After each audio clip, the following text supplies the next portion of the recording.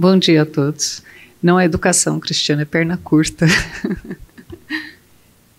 Bom, na verdade, esse aspecto do ensino da oftalmologia, ele é bastante relevante para a gente que quer promover uma melhoria do trabalho médico de uma forma mais global, né?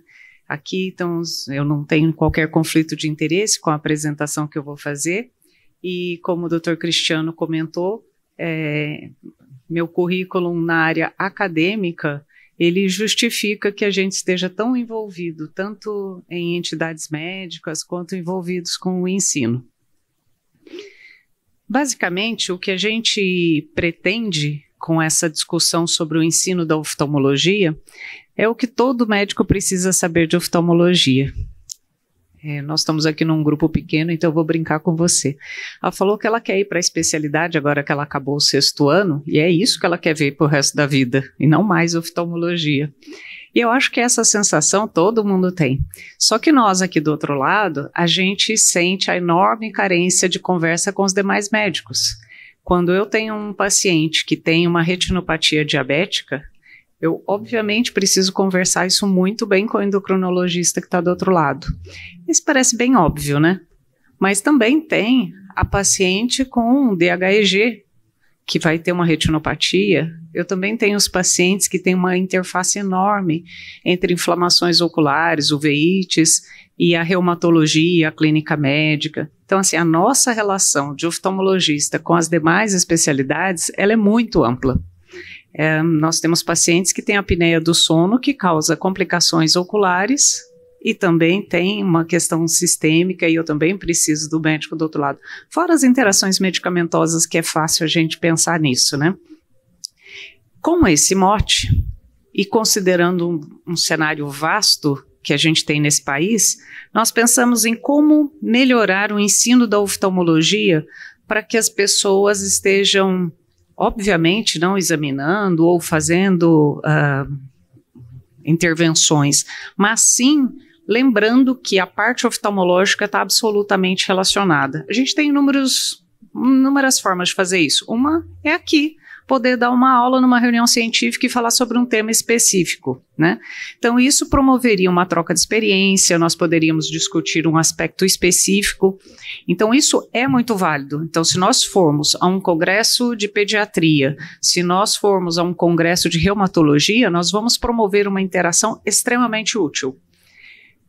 Porque nós temos doenças afins e especialidades afins. Quando nós tivemos a oportunidade de fazer algumas mesas redondas com médicos, neurologista, cardiologista e pneumologista, todos acharam muito interessante o quanto eles conseguiram aprender e observar da relevância de nós discutirmos oftalmologia em conjunto.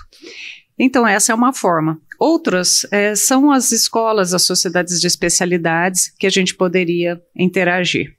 Pensando em tudo isso, nós resolvemos ir para um ponto básico da história, que é a escola de oftalmologia. Então, tem um site que chama Escolas Médicas, que está aqui na tela, que foi criado pelo Dr. Antônio Celso, que é um ex-presidente da MB, e nesse site a gente tem uma série de informações a respeito de escolas médicas. Curiosidades que vocês tenham, busquem lá, e vocês vão ver que lá nós temos informações a respeito de todas as escolas, por regiões, questões de transferência, metodologia, tudo. Esse site é bastante completo, apesar de se atualizar muito lentamente. Mas é uma ótima fonte para nós encontrarmos essas informações. E aí, lá, por exemplo, a gente tem uma informação de 2019 mostrando que escolas médicas no Brasil comparado com o restante do mundo, a gente vê que o Brasil está em 2º lugar no mundo com o maior número de escolas médicas em 2019. Quando nós vamos analisar o número de médicos por 100 mil habitantes, aí a gente começa a ter um olhar um pouco diferente disso. Então, a gente vê que em 2019, nos Estados Unidos, a gente tem aqui uma proporção de médicos para 100 mil habitantes superior ao que a gente tem no Brasil, ou tínhamos em 2019. Então, não é só o número de escolas, não é só o número de médicos, mas essa relação com a população é fundamental que a gente observe. E considerando isso, nós observamos que tem 355 escolas no Brasil atualmente, ou até alguns meses, totalizando 35 mil vagas no primeiro ano. Então, o número de médicos em formação é enorme. A gente tem isso todo pelas regiões. E nós ficamos pensando, temos tudo isso de professor de oftalmologia pelo país para conseguir ensinar suficientemente todas as áreas? Dificilmente, né? Dentro da oftalmologia, nós também temos as nossas subespecialidades. Então, eu tenho uma subespecialidade, sou uma professora universitária. Terei mais trabalho, terei mais dificuldade em dar aula de outra subespecialidade. Vou precisar buscar, fazer material e etc. Pensando nisso, nós resolvemos promover um curso que vá até esses locais. Observando que cerca de quase 60% das escolas médicas são privadas. Mas eu não sei, não consegui encontrar qual é o número de vagas que estão dentro dessas 60% privadas. Talvez seja maior ainda que as demais. E por isso nós buscamos fazer esse curso de oftalmologia para todos os médicos que se chama CBO Educa. Então nós temos 35 mil alunos no primeiro ano, como eu comentei, e por isso nós estamos levando um pacote de informações a respeito de oftalmologia para que os professores dessas escolas possam ter uma base para trabalhar. Com essa ideia de fazer um curso de oftalmologia para que eles tenham material para dar essa aula, nós fomos analisar qual é a grade curricular que eles têm. Na verdade, a gente não tem uma definição clara. A oftalmologia, ora aparece como optativa, ora como não definida. A carga horária destinada não é clara. E as metodologias de ensino são muito variadas. A gente tem desde o tradicional, PBL, TBL, até humanística, científica e técnica, várias descrições. E, portanto, quando a gente pensa em fazer um curso de oftalmologia para todas essas faculdades, a gente tem já de início uma grande dificuldade nesse aspecto. Daí nós pensamos num formato em que tenhamos aulas teóricas expositivas e nós estamos fazendo filmagens de várias aulas, vários temas que a gente considera os mais relevantes.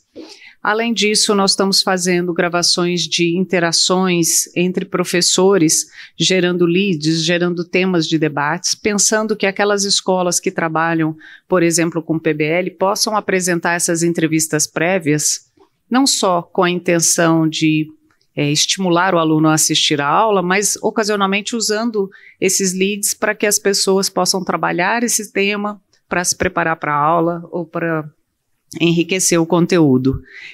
Além disso, nós estamos levando alguns filmes práticos que vão mostrar, por exemplo, como fazer fundo de olho com o celular, como tirar corpo estranho, coisas bem práticas que qualquer médico vai precisar ao longo da vida.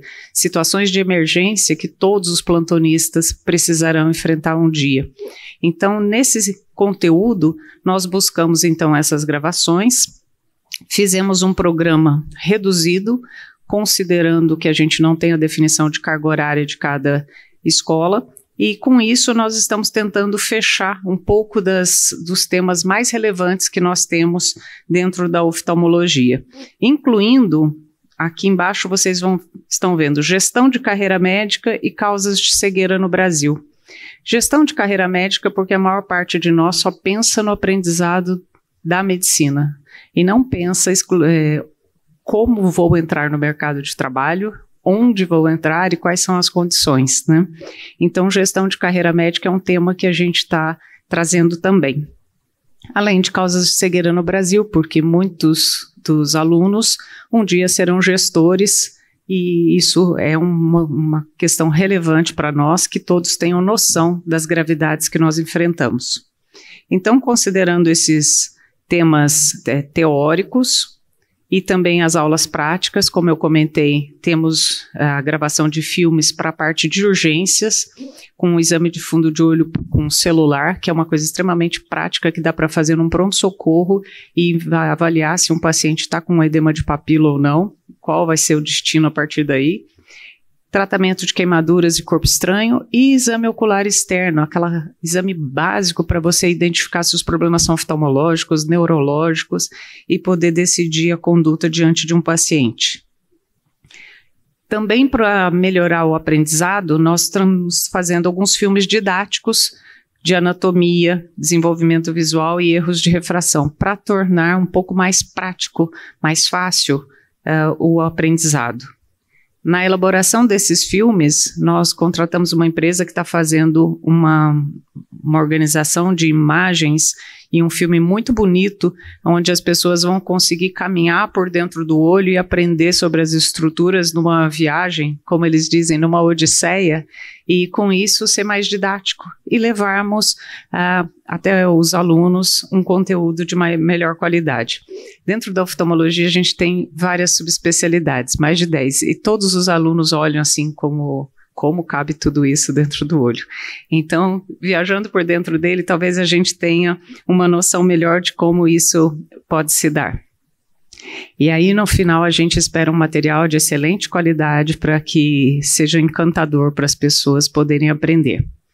É claro que, diante de tudo isso, se nós estamos encaminhando material para todas as faculdades, para todos os professores, eles poderão usar esse material à vontade. Portanto, todos os professores que estão dando aula cederam o direito de autoria e de imagem sobre todo o conteúdo, e nós buscamos uma identidade visual para esse projeto, para que ele alcance a todos com o mesmo padrão.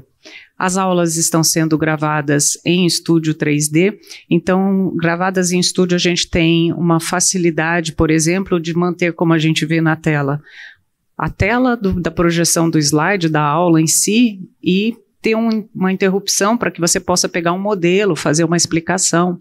Então, todas as aulas podem ter um dinamismo maior.